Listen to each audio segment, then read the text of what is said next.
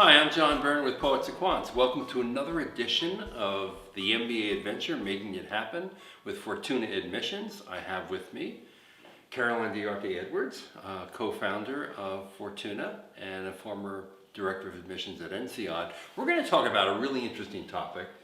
The 4 things you need to know to get a killer recommendation letter from a recommender. What are they? Right. So, well, the first point is to start the process early. Right. And I'm talking about, at least 2 or 3 months ahead of the deadline, if not even earlier. And, I can't tell you the number of times when I was at NCOD in the admissions office when, candidates would call in panic 2 days before the deadline and they've just realized that their recommender is away on vacation and there's no way that the recommendation is coming in by the deadline. It's way too common. And so, plan that ahead because you don't want to torpedo your entire application because of poor planning. And these are busy people, right? So you need to allow them plenty of time because you're asking them to do something that's above and beyond their day job, right? They're busy people, it's an investment of time and effort. So, And some can flake out, I've seen that. Right? Yes, yeah. And so you should probably be having discussions about this with more than 2 people. If you need 2 recommendations, have 3 or 4 options, right? In case somebody has to, is not able to do it at the last minute or for whatever reason. And then the second point is when you approach your recommender, don't just ask them, would you be willing to write a recommendation for me? Ask them, would you advocate for me? Big difference. Right. So, and how they react to that will give you an indication of whether they're willing to be your champion.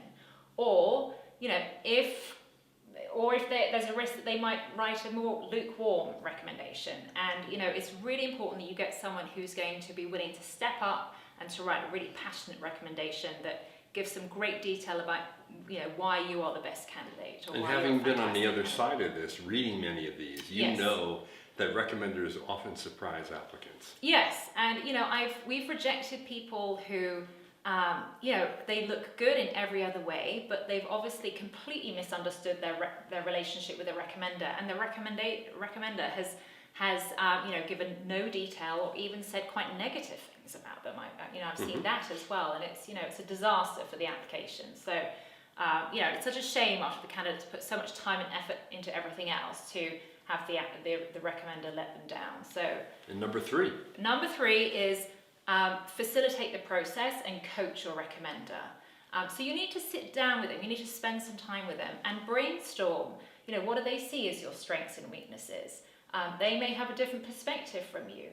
And also, jog their memory on what your achievements are and what you've done, because they're probably working with many junior associates. They may not have been working with you in the last year. It might be someone that's your former boss. And you need to remind them because, it might not all be fresh in their mind. Should you write a memo for them? It's a good idea to give them some bullet points after you've had that discussion to remind them, here are the key points that we discussed.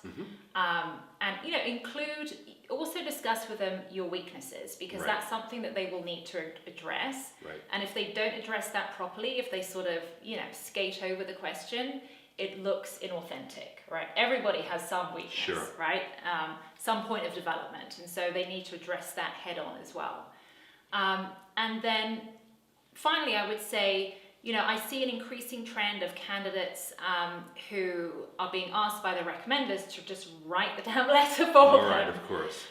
Because they're busy, and it's easier if the candidate can just write it for them and save them all of that time, but you really don't want to do that. I've never seen a good recommendation letter that was written by the candidate. The best recommendation letters are written by someone who thinks you are fantastic, who wants to help you, and that will be much more positive and glowing than anything that a candidate would write about themselves. So, it's never a good idea to write it yourself for ethical reasons as well as, the file reader is very well trained at picking up on parallels in style. So they'll be able to tell if the same person has written the essays and 1 or 2 of the recommendation letters. So you don't want to have too heavy a hand on the content.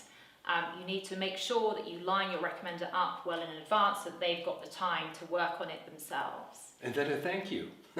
Yeah, absolutely. Take the time to write them a thank you note and keep them posted with the process. Because, you never know when you might need to ask them for a favor again. And so, do continue to invest and maintain that relationship.